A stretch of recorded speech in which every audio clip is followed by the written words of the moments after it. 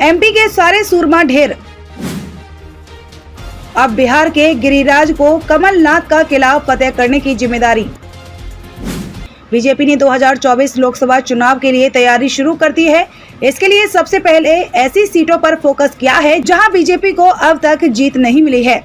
2019 लोकसभा चुनाव में मध्य प्रदेश की 29 लोकसभा सीट में से 28 बीजेपी के खाते में गई थी। छिंदवाड़ा सीट पर बीजेपी को हार का सामना करना पड़ा। अब इस सीट पर केंद्रीय मंत्री गिरिराज सिंह को जीत का टास्क दिया गया है।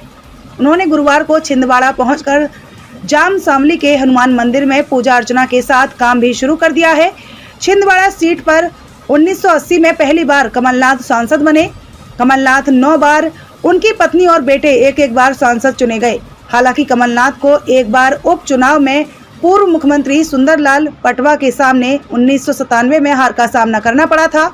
हालांकि अगले साल फिर चुनाव हुए और कमलनाथ ने पटवा को हरा दिया। बीजेपी ने अब तक छिंदवाड़ा में उमा भारती, कैलाश विजयवर्गीय, प्रकाश जावड़ेकर, कैलाश सोनी, स्वतंत्र देव सिंह को प्रभारी नियुक्त किया, लेकिन उमा भारती को छोड़कर बाकी लोग वहां कुछ खास नहीं कर पाए। अब गिरिराज सिंह को कमलनाथ का गढ़ जीतने भेजा है।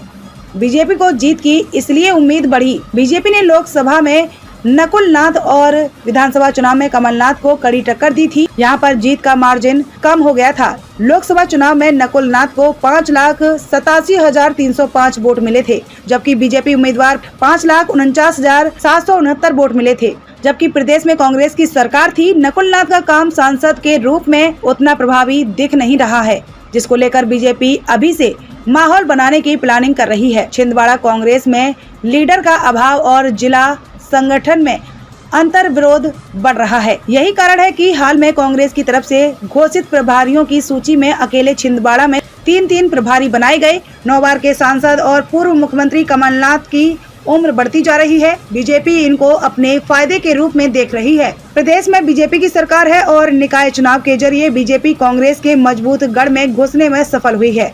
अब उनकी नजर छिंदवाड़ा की विधानसभा और लोकसभा सीटों पर है। देश दुनिया की हर खबर द टकसाल न्यूज सीधे आपके फोन पर।